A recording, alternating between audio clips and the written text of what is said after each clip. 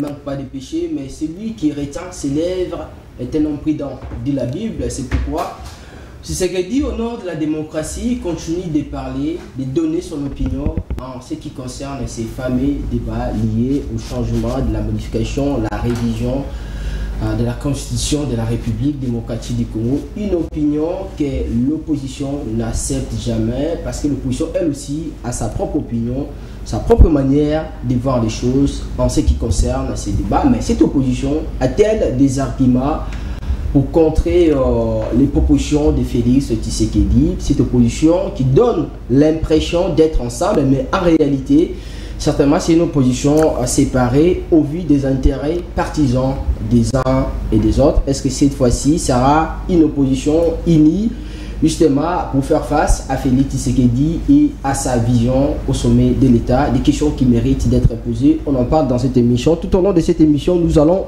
revenir sur les comportements du président Tshisekedi, de sa première ministre, Judith Tuluka, qui, elle aussi, ces derniers temps, est entrée dans cette marche de parler et ne rate pas l'occasion à chaque fois quand elle voyage à l'étranger, à l'extérieur du pays, d'accorder des interviews justement pour aborder cette question, mais aussi du secrétaire général de l'IDPS, Augustin Kabouya, qui lui ne cesse de parler aussi comme si au niveau de l'IDPS, on n'avait pas un secrétaire général en charge de la communication. Il est dans la peau d'une autre, parce qu'il est secrétaire, justement, le président intérimaire de l'IDPS. Interface, troisième numéro, à toutes et à tous. Bonjour et bienvenue.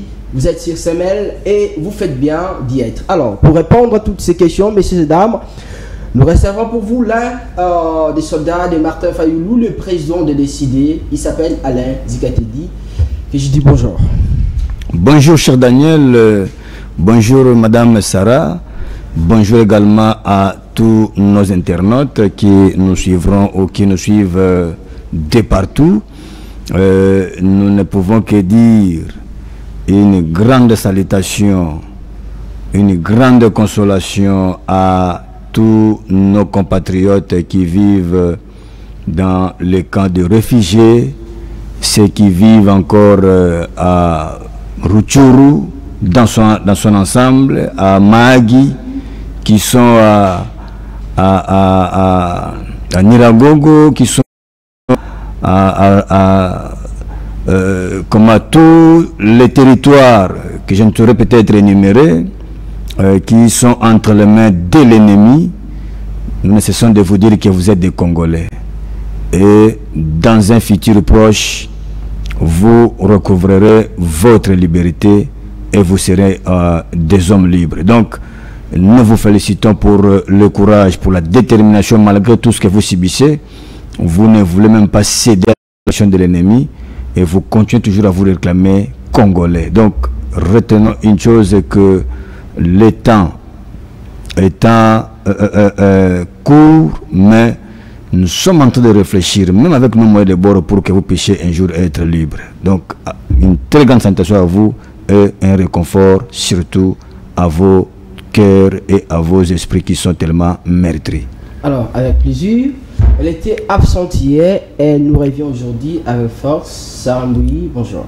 Bonjour Daniel Roland-Lay, bonjour à vous monsieur Alain Zikatedi. Bonjour également à toutes ces personnes qui renouvellent leur confiance en nous suivant. Alors, au rythme de cette émission, avant qu'on puisse analyser, certainement avoir des réponses concernant les questions à poser, on va d'abord suivre l'extrait de ce qui a été le discours de Martin Fayoulou au lendemain de l'adresse de Félix Tshisekedi à Lubumbashi quand il parlait de ces problèmes du changement de la Constitution. Peuple congolais, Monsieur Félix Tshisekedi joue avec le feu comme un gamin. Il continue de jouer avec le feu. Il vient de déclarer la guerre au peuple congolais.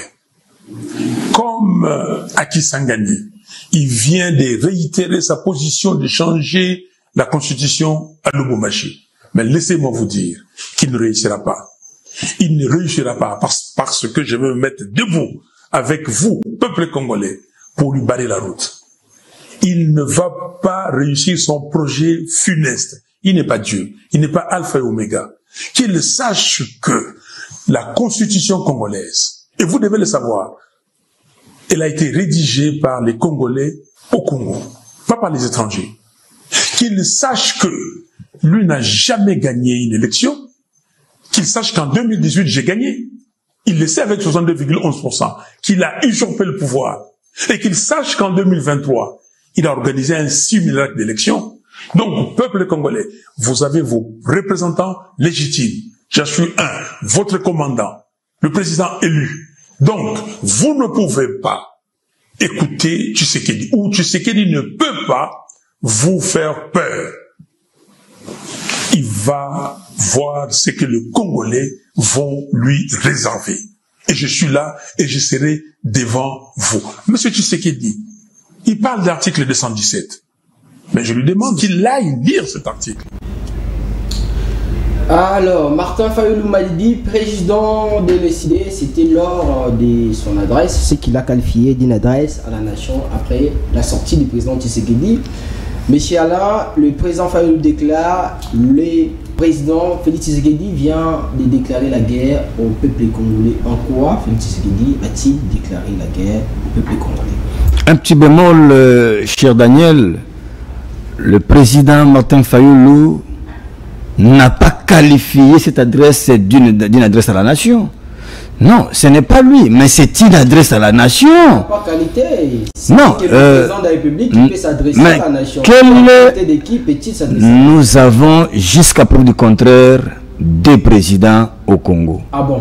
L'un est nommé en 2018 et il est venu organiser le simulacre d'élection en 2023 et l'autre était élu en 2018 et comme il n'y a pas eu élection, la vraie, c'est ainsi qu'il continue encore à jouir de sa casquette de président élu. Et cette personne-là s'appelle Martin Fayulu Malidi. Donc, il peut... Cher ami, d'ailleurs, vous savez que vous, qui êtes des journalistes, nous ne cessons de vous qualifier comme des historiens contemporains. Vous ne pouvez pas falsifier une histoire. Nous ne pouvons pas aussi enterrer une histoire. L'histoire reste l'histoire parce que ça nous aide à corriger le futur. Mais il faut donc, aujourd'hui, cher Daniel, le président Martin Fayulu reste le président élu et en sa qualité de président, il n'a que cette latitude de pouvoir s'adresser à la nation. Donc, ce n'est pas à moi, moins encore à vous, de pouvoir chercher à donner je ne sais quel qualificatif à cette annonce ou à cette adresse, si ce n'est que l'adresse à la nation. Et tu n'es pas un imposteur? Le vrai imposteur, c'est M. Chilombo. Un imposteur, qui est celui qu'on appelle un imposteur? C'est ça d'abord la grande question, cher ami. Aujourd'hui, tout le monde sait qu'il y a quelqu'un qui se réjouit, il y a quelqu'un qui se pavane d'un qualificatif qui ne lui ait pas été accordé par le peuple congolais conformément à l'article 5 de la Constitution. Alors aujourd'hui, celui qui donne la souveraineté, c'est le peuple.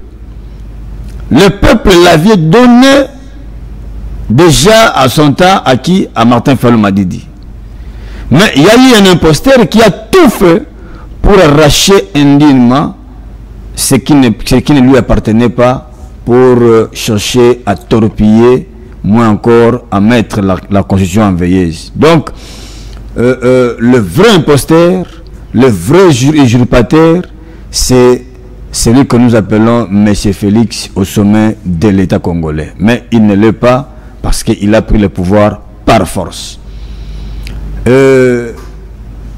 À ce qui concerne votre préoccupation, cher Daniel, laissez-moi vous dire que d'abord, nous saluons le message fort que venait de lancer le président élu, le président Martin Fayulu Malidi, et nous félicitons aussi les différents opposants et résistants qu'on a trouvés dans ces blocs qu'on a appelés force. Non, on n'a pas voulu appeler ça bloc patriotique. C'est une force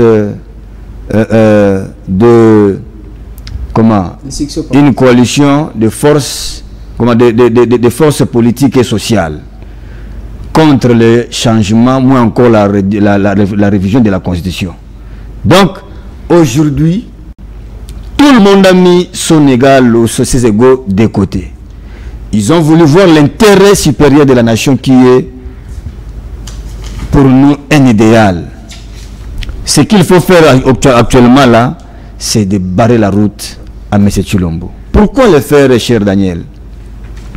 M. Tshilombo, vous savez les conditions dans lesquelles il est venu au pouvoir. Il est venu par un deal en appliquant les putsch électoral en 2018. Et aujourd'hui, ayant goûté au miel, il préfère rester au pouvoir après avoir procédé par un simulacre d'élection en 2023.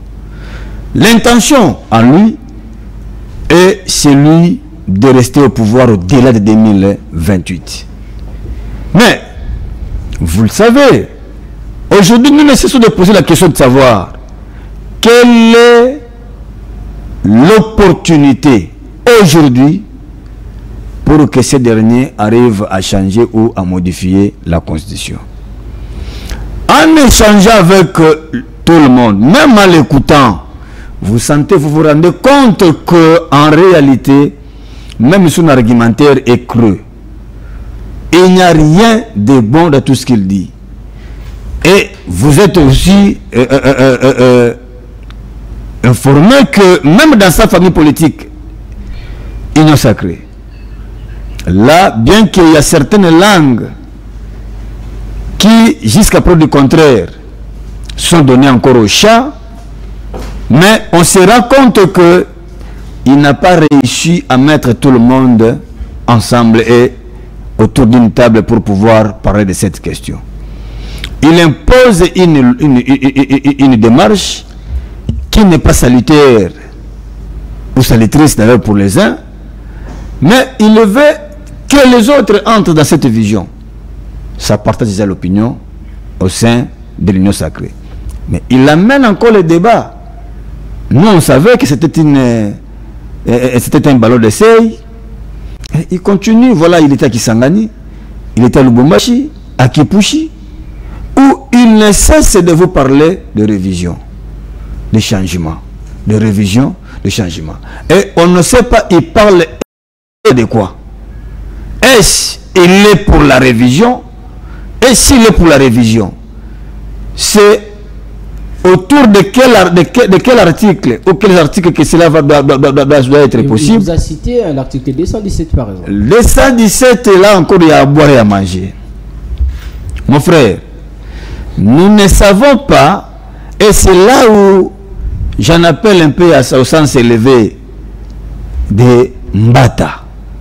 Les professeurs Mbata qui nous a démontré ici que, étant constitutionnaliste, la meilleure constitution jusque-là que la République démocratique du Congo en a reçu, c'est celle-ci. Mbata qui a démontré aujourd'hui qu'en réalité, s'il faut parler réellement d'un État, c'est juste après l'avènement de cette constitution. Et comment il peut rester muet pendant que M. Tshilombo est en train de se fouer, d'être noué, je ne sais où, il est en train de se faire ligoter lui-même en argument, en démontrant l'article 217 avec une interprétation erronée, parce que ça s'appelle l'hérésie constitutionnelle, mon frère. Lorsque vous n'êtes pas à la hauteur d'interpréter, disons l'article 217, ça prouve à suffisance qu'il y a un problème. Comment vous pouvez aujourd'hui, cher ami, tout en ne maîtrisant pas les deux notions en sciences politiques, qui est la notion de souveraineté et la notion de terre. Aujourd'hui, vous voulez confondre la souveraineté aux terres que vous voulez céder. Et vous voulez définir l'article 217 comme étant l'article qui vient matérialiser l'accord de l'Emera. Frère, c'est du monde à l'envers. C'est là où nous devons... Est-ce que comment M. Tshilombo a vraiment autour de lui des éminents juristes. Et s'il n'a pas demandé, par exemple, l'avis de ces juristes-là, est-ce qu'il faut condamner ces juristes? Mais, cher ami, pourquoi on a des conseillers en matière de... Mais il fallait aussi accepter les conseils. Mobutu l'a dit une fois que le chef de l'État n'est pas un magicien. Même si vous l'étiez. Est-ce que vous pouviez vraiment, vous, réfléchir seul et poser des actes seuls sans pourtant consulter les autres? Vous devez être aidé. Mais je ne sais pas, chers amis, comment vous qui voulez être appelé président de la République, vous venez avec l'idée. Vous savez, un jour, Mossène nous disait que la Constitution, c'est comme une parcelle familiale. Vous ne pouvez pas vous pavaner, bien que vous soyez né, bien que vous soyez je ne sais qui, le droit de pouvoir la vendre au détriment des autres, sans consulter l'autrui. Non, mais c'est un bien commun. Vous devez échanger avec les autres, parce que ce n'est pas vous seulement qui avez la capacité de voir des choses de cette manière-là. Mais M. Tshilombo veut se transformer en un tyran. Aujourd'hui, il est considéré comme un néo-tyran qui pense que comme il se donne le droit d'être appelé garant, je ne sais quel garant. Or là, c'est contraire à ce que Mobutu était. Mobutu était garant de la nation. Et lui, il le dit. Lui est garant du bon fonctionnement des institutions. Il y a une nuance. Et c'est quoi la différence? La différence, tout pouvait passer chez le président fondateur. Le seul et l'unique. Le seul et l'unique. L'incomparable. Lui était le centre d'intérêt pour tout.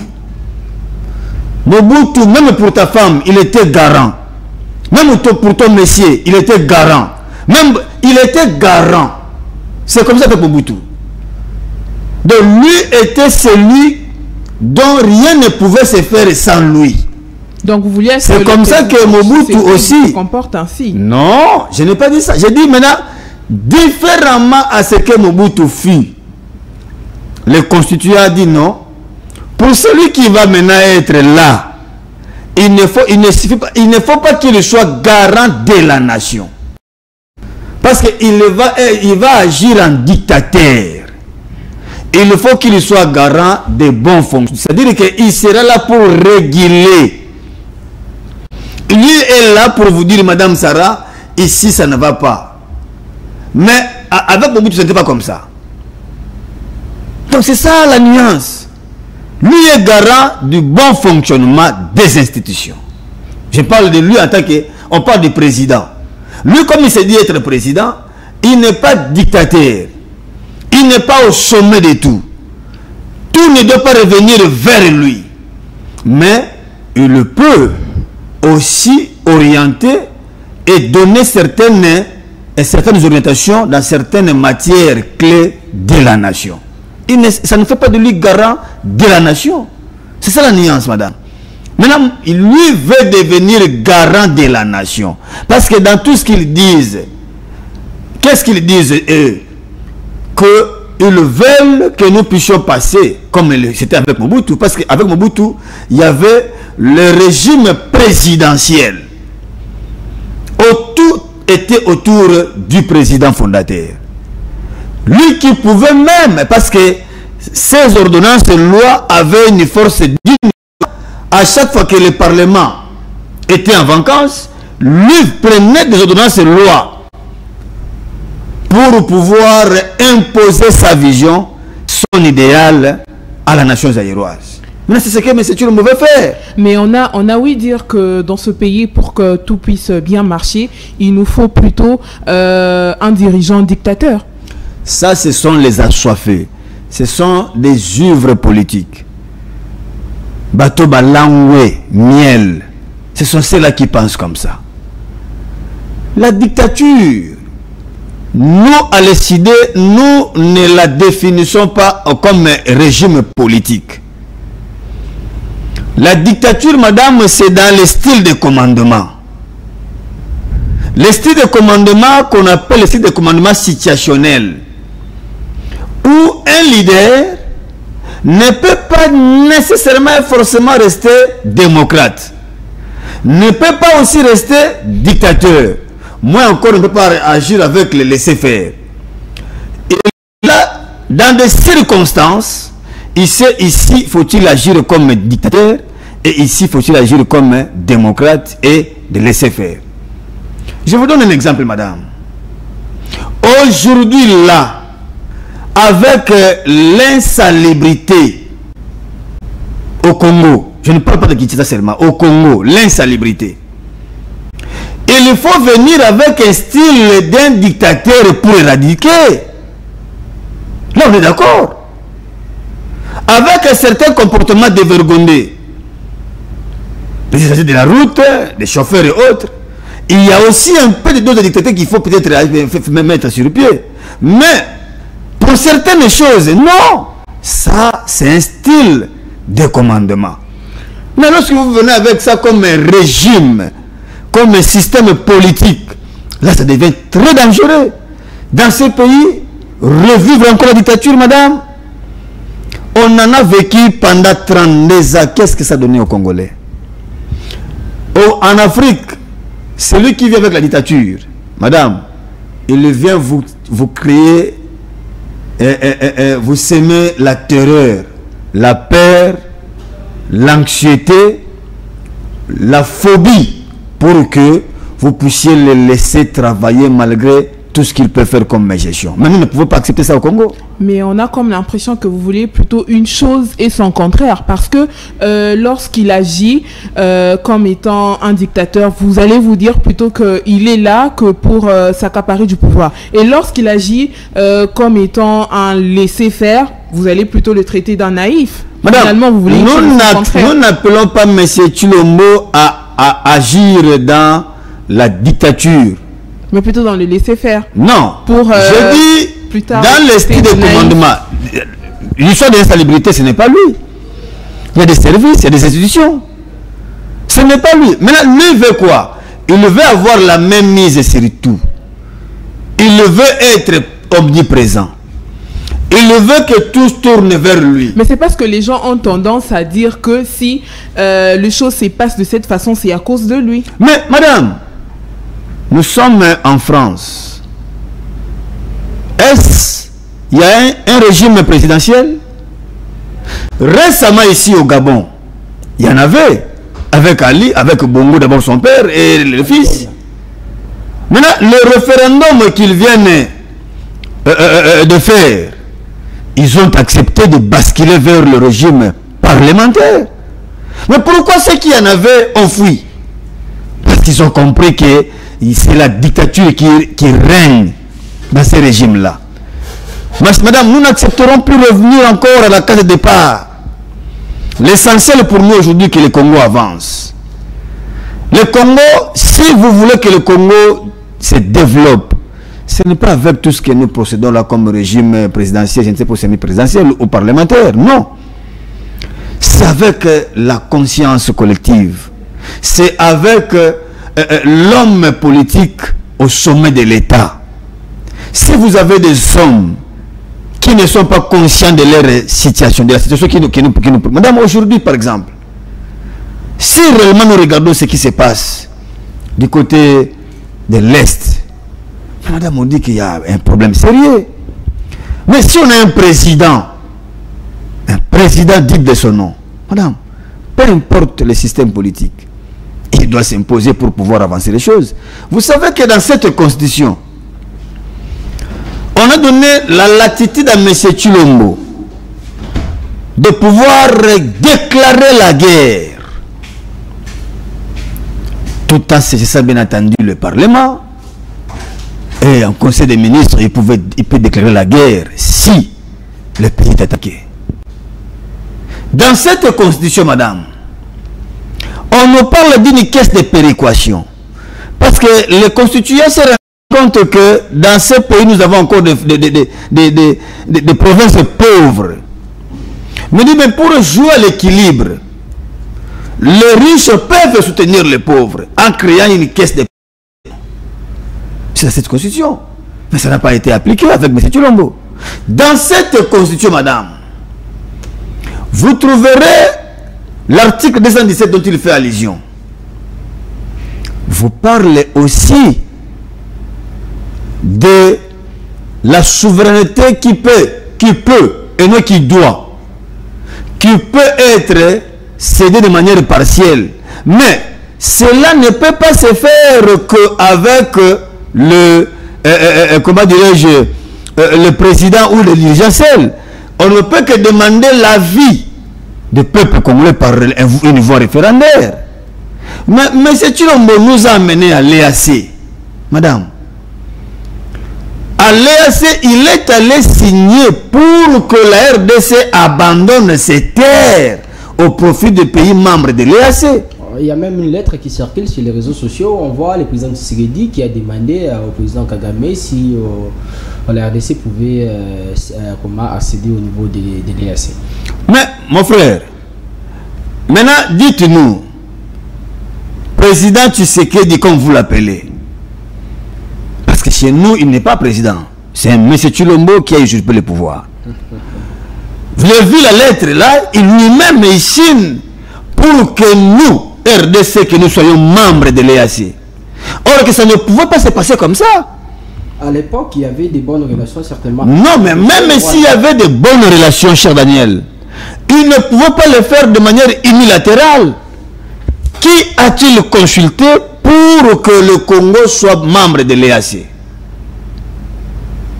Et là, il est allé signer la mort. Et il est allé légitimer, comme eux-mêmes le disent, l'accord de l'Émirat. Parce que là, il est allé signer pour que nous puissions céder nos terres.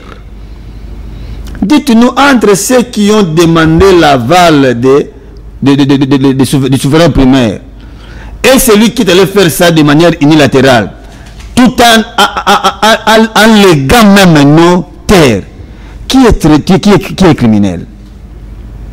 Donc je peux vous dire aujourd'hui, mon cher ami, que nous ne pouvons pas accepter une telle aventure. Donc, tous les articles évoqués par M. Tshilombo ne tiennent pas debout. Alors aujourd'hui, quelle connotation peut-on donner au président Tshisekedi? Est-ce que peut-on le qualifier d'un dictateur, d'un fasciste, d'un totalitariste, d'un despote ou encore d'un président purement démocratique? Tous les qualificatifs là sont à M. Félix Tshilombo, sauf démocratique. Il est totalitaire. Il est totalitaire. Il est fasciste. Il est fasciste. Il est... Je vous dis que vous pouvez... Mon frère, vous avez encore M. Tshilombo des despotes? Regardez, suivez bien ce qu'il a dit à Lubumbashi. Rien ne pourra m'arrêter. Personne. Qui peut m'interdire moi? C'est ça que je vous dis. Qui peut m'interdire moi, garant de la nation, pendant qu'il ne l'est pas? Oh. Mais je vous dis, qui peut m'interdire moi de pouvoir changer mon corps révisé? Cher ami, cette nation ou ce pays RDC lui appartient, ça lui a été légué par quel ancêtre dont nous sommes nous autres là des figurants. C'est se moquer du peuple congolais. C'est là où vous avez entendu le président Fayoulou lever le ton. Donc, il considère maintenant les autres comme des mortels. Pour dire même que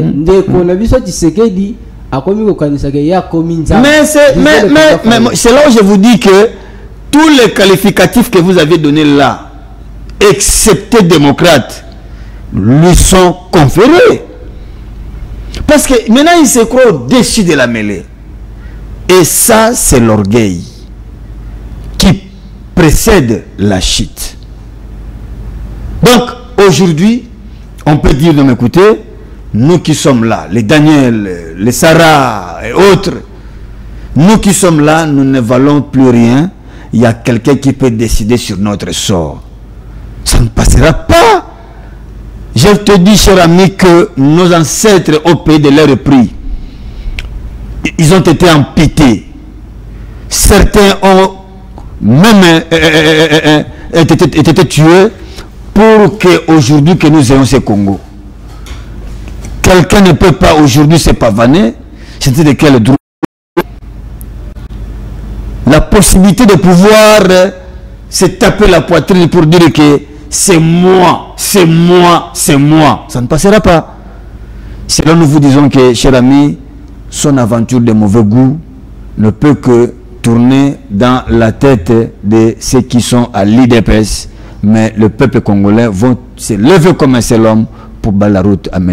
Félix. Est-ce que le président Tshisekedi d'aujourd'hui peut être qualifié comme dans cette histoire de la Bible qui nous parle de ces rois insensés qui a été vomi par Dieu, mais aussi jeté par les peuples. Aujourd'hui, peut-on qualifier que le président Tshisekedi, c'est ces rois-là aujourd'hui et que Dieu a rejeté, mais aussi vomi ou bien rejeté par les peuples congolais? Moi, je ne souhaite pas l'appeler insensé, mais je vous dis que il est semblable au roi Saoul.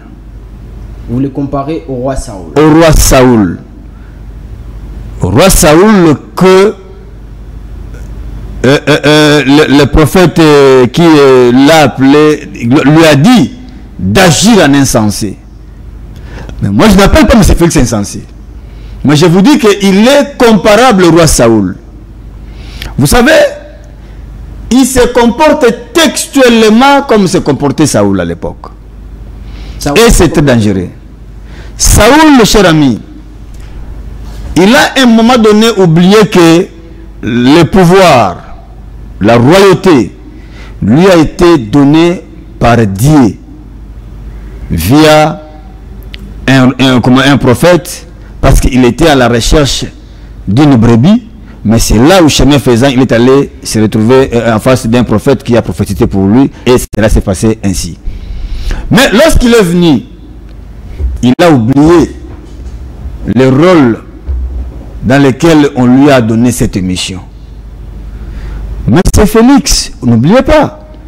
Tout au début, il a semblé dire au peuple congolais qu'il était là pour l'état des droits. Il était là pour... parce que l'état de droit implique deux choses à la fois. Ça implique les droits humains, les droits de l'homme et la bonne gouvernance ou la gouvernance intègre. Lui a parlé du peuple d'abord, parce que étant le parti qui prône l'état-providence, il pouvait peut-être imaginer que tout devait revenir à l'État pour pouvoir servir son peuple. Le peuple a besoin d'eau, a besoin du social, de la sécurité et autres. Et l'État, comme le Léviathan, pouvait tout arranger, mettre en ordre pour pouvoir servir ces derniers. Chose qu'il n'a pas fait. Et l'état des droits, vous avez vu aujourd'hui, la justice transitionnelle, aujourd'hui, on n'en parle plus. Regarde même aussi les aventures qu'on a vues, nous, avec Moutamba, dans l'état des états généraux. On vient vous donner maintenant dedans ces obscènes. On vous démontre comment le Congo a été réduit. Donc, aujourd'hui, il s'est rendu compte qu'il est hors du commun. C'est comme ça, même roi Saoul s'est rendu aussi compte qu'il était hors du commun. Mais à la fin, Dieu ayant cherché déjà une autre personne, David, lui, Saoul cherchait comment étouffer David, cherchait à le mettre au l'état de nuire pour pouvoir rester au pouvoir. Il en est de nous avec M. Tshilombo. Et Dieu a-t-il déjà cherché une autre personne pour le Congo? Dieu a déjà cherché une autre personne, mais qui n'est pas encore reconnue officiellement.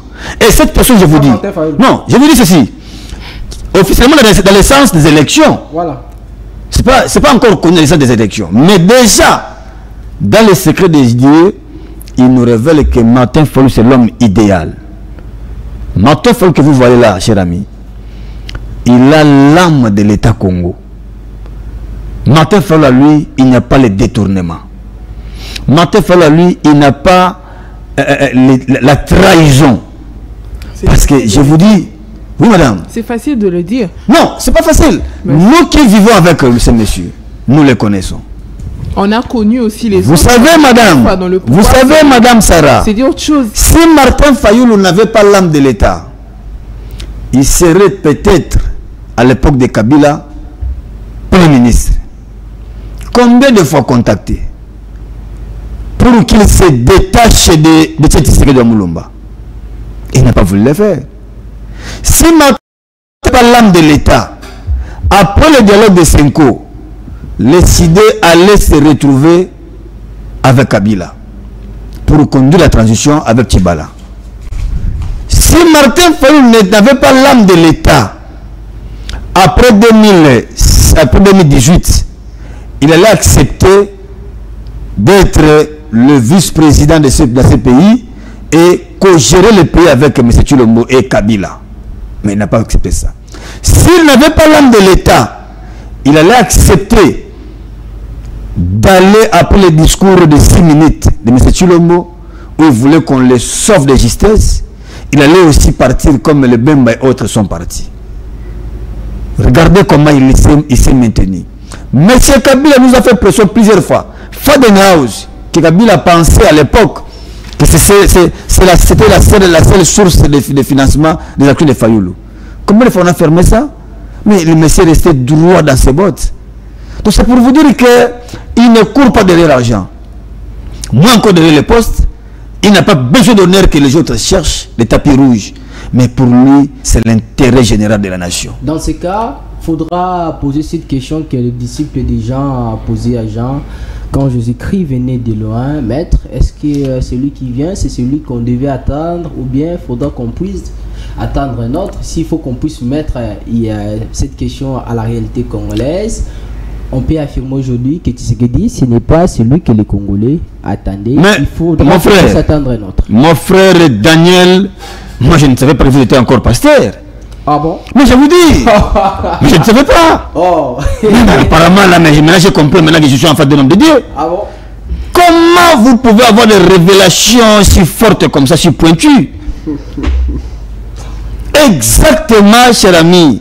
Les gens pensaient que l'IDPS était le parti idéal pour le changement du Congo.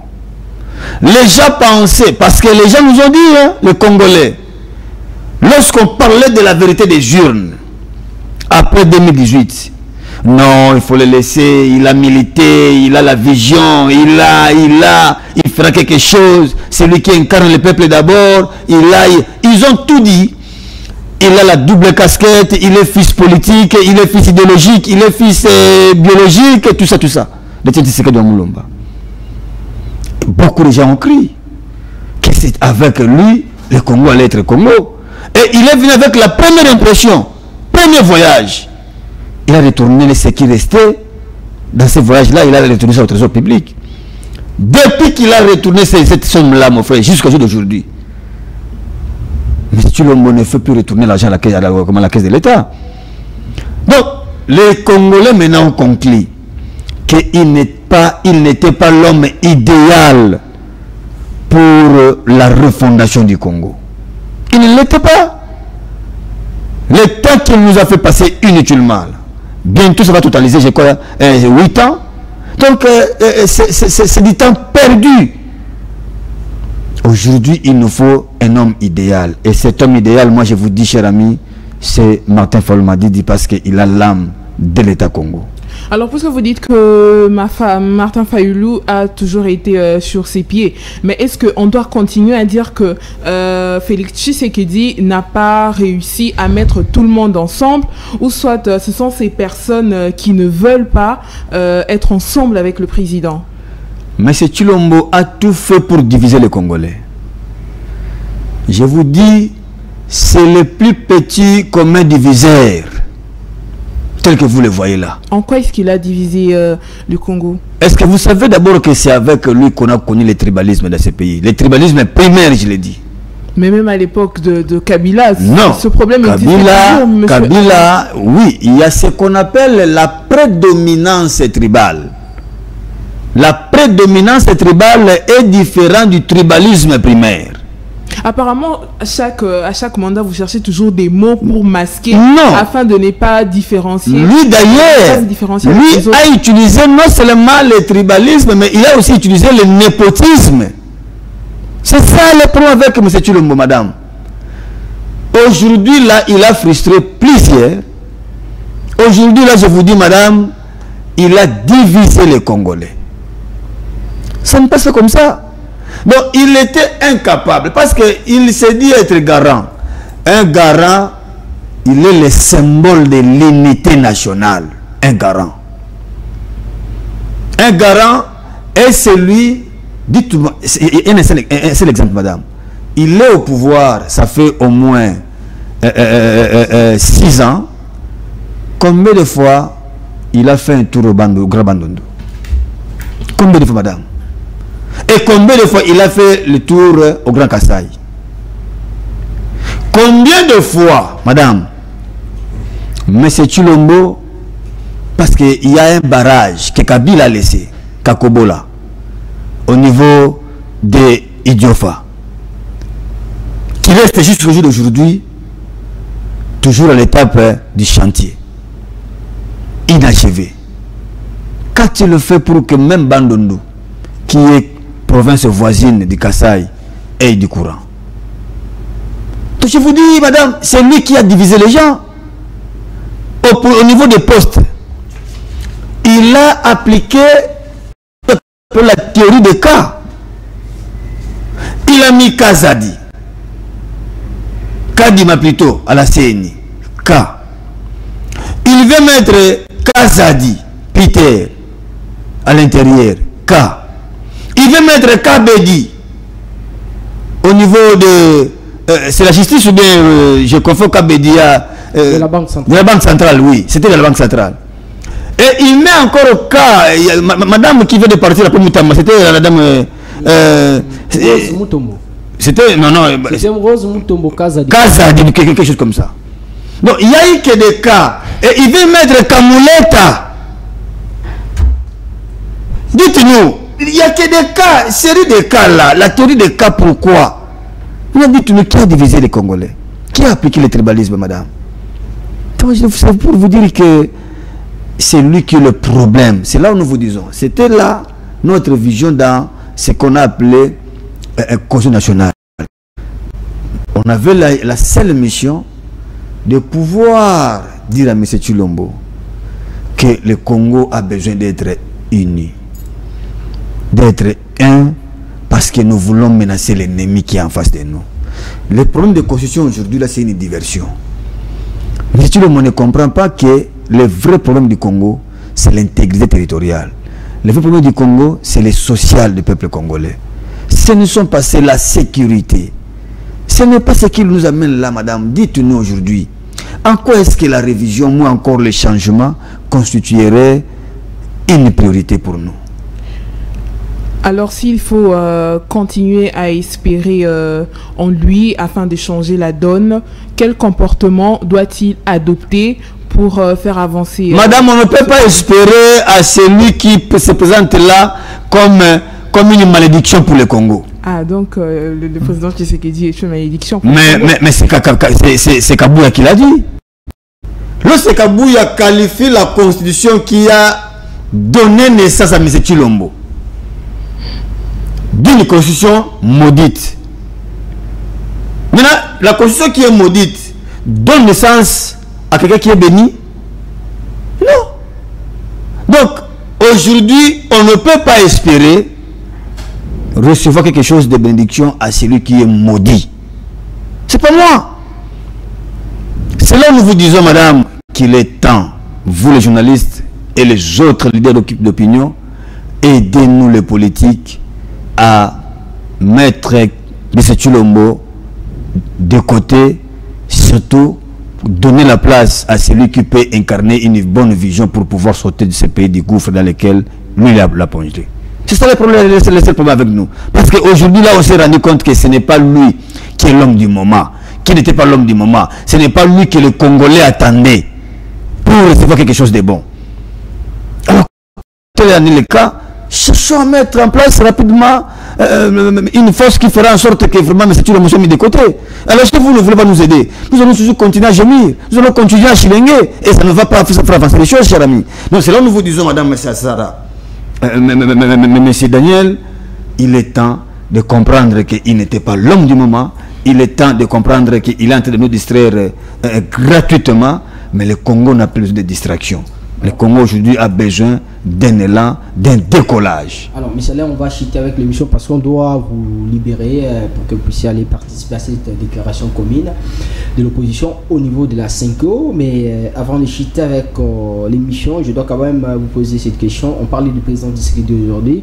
Aujourd'hui, on parle de l'unité de l'opposition à travers cette déclaration pour faire bloc vis-à-vis des idées du régime en place, du président Tshisekedi. Est-ce que pensez-vous que l'opposition congolaise aujourd'hui a des arguments qui peuvent faire mal au président Tshisekedi, qui peuvent les contrer à ne pas mettre en application cette idée du changement de la Constitution? Mais les arguments, cher Daniel, c'est sa gestion chaotique. Les arguments, c'est le détournement. Ce que moi j'appelle souvent la vampirisation financière. Les arguments, c'est l'incompétence au sommet de l'État. Les arguments, c'est l'amateurisme. Les arguments, c'est Bunagana.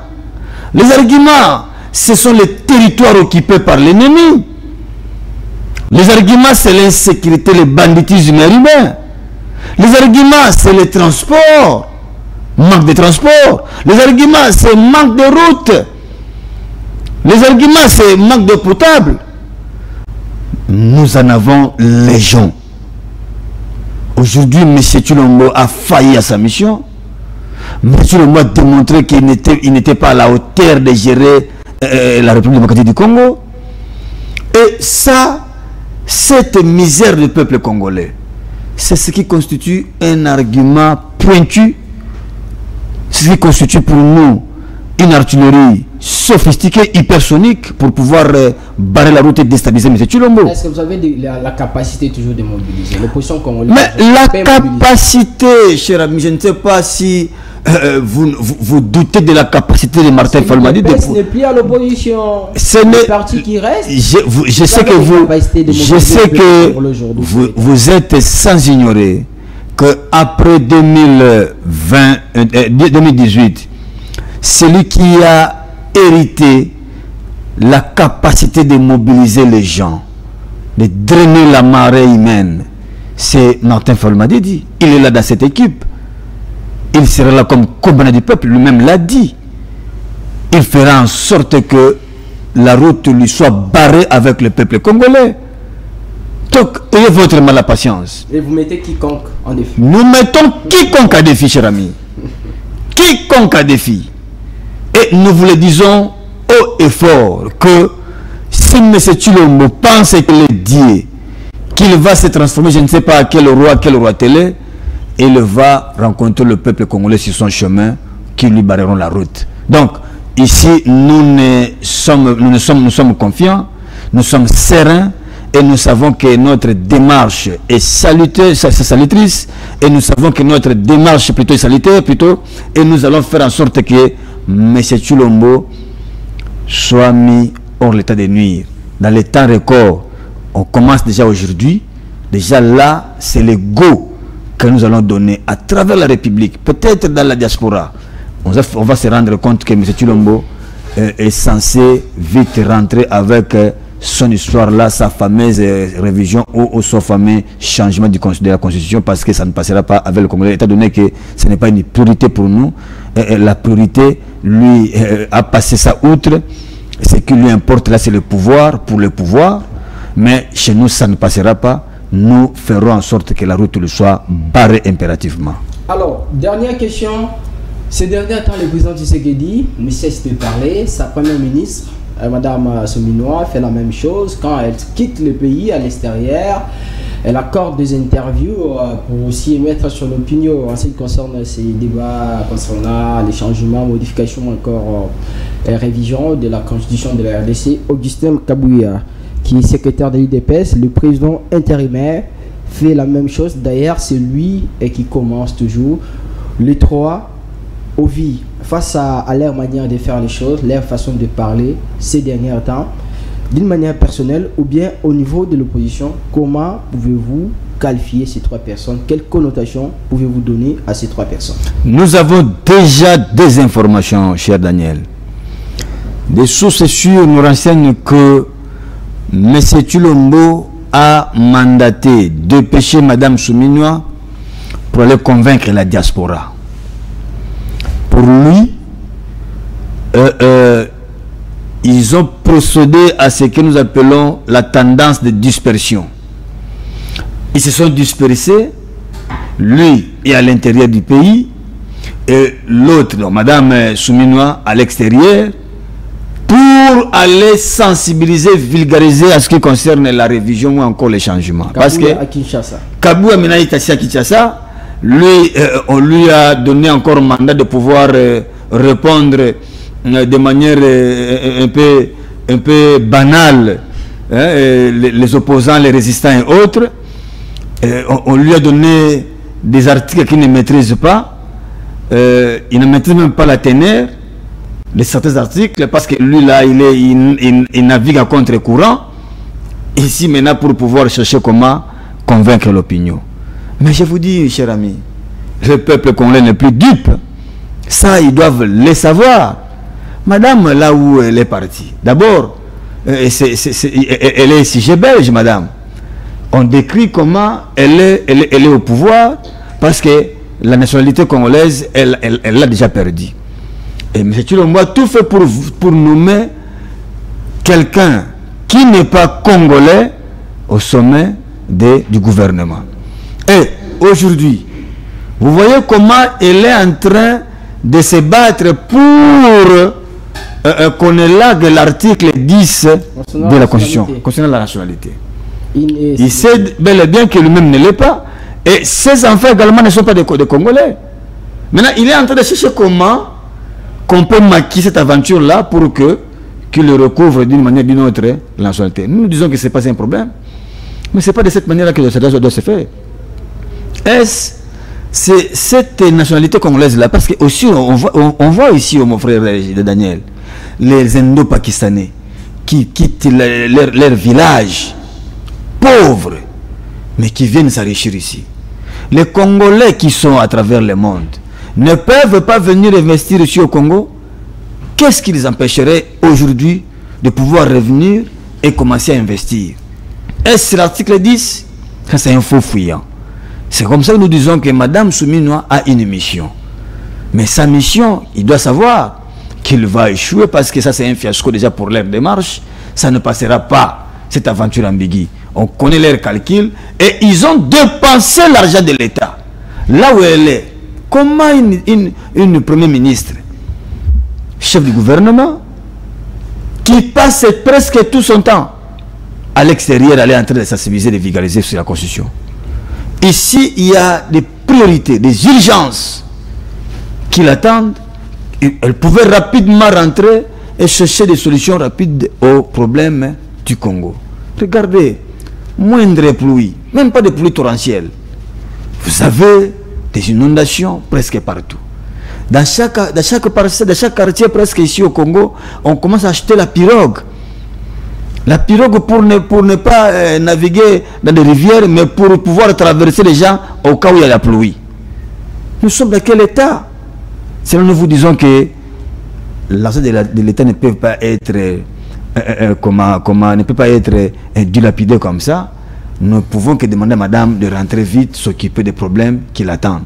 Mais nous connaissons les rejets et ça ne peut que arriver à donner une souris parce qu'on connaît que M. Tshilombo a déjà fait sa mission parce que la mission qui lui a été confiée par le peuple, selon lui, il n'était pas à la hauteur de sa tâche de pouvoir rendre un bon service, un service loyal à la nation congolaise. Aujourd'hui là, c'est lui qui s'est enrichi, il a enrichi sa famille, ils ont presque des villas et autres partout, mais la situation des peuples congolais continue toujours à être précaire.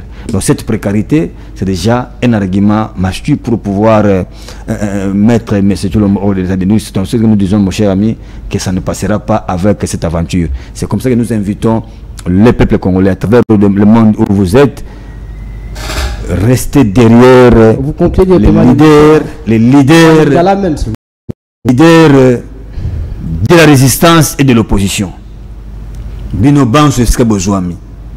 Vous comprenez que le pays est en danger. Monsieur Félix, c'est lui qui a amené le pays na EAC. Ateka, Andioma Belena Bison Ndambwe Kende, Nangambwa EAC. Monsieur Félix, Azali Oyo, a komisi biso ba Congolais lokola, batoto ko sous malamu te na mboka na biso moko. Akosa ki biso ke akoya kopesa ba Congolais misala. Akopesa ba Congolais ozali bomba ko ba millionnaire. Bomona, elle a biso My Gold, elle a biso ba auto, elle a biso bakamusa malamu te, ba mona biso belé kenda. Mais c'est Félix à cause de gratuité à Malunga a réalité ba enseignant soutien le école belé ba non qui la cité. Mais c'est Félix à telle situation ba enseignant ba fonctionnaire ba militaire ba belé ayaki na loi de programmation militaire awa et le monde comme on Malunga réalité. Ba ko to biso to ba muka na biso toujours. Yon to boye a combien que le moyen a demeuré au pouvoir au-delà de 2028. Bon na maloba ko lo bikunate o avanti ba député provinciaux. Azan na posa été miel et longona monoko na été mili ki akomela elangwisi déjà bon comprendre yango erangoyo levons-nous comme un seul homme barrons la route à cette posture au cas contraire to kurisi to sia maboko na moto et on a déjà tard erangoyo to te peuple congolais pour tous ali restons derrière ba leader oyo ya opposition par résistance wapi kuna tata mo konzi Martin Fayulu Madidi azali ou à l'objet de temps tel misayo peuple côté malamu ko zali malamu ko zonga simate nzoka soko boy ko telema sankara loba boye moumbu o alinga ko bibana état o azalité mokola ko kufa muta ko ke maka ko salate okolela yo na nani nzoka yo moko ne era ngweseli obundela Congo telema bare route na kona aventure alingo sala biso constitution alingo tia elekate. Alors, Alain Zikate dit, cadre du parti politique SID, du président Martin Fayulu. C'est temps abusé pour nous de vous recevoir sur ce plateau. Merci surtout d'avoir répondu à toutes nos questions. C'est moi qui vous remercie, cher Daniel. Merci, Sarah. Merci, Daniel. Merci à vous, monsieur Merci, Alain. chère madame Sarah. Merci vraiment. À demain jeudi pour le 4e numéro de cette émission qui est Vive la République. Vive la RDC. Restez-nous toujours fidèles.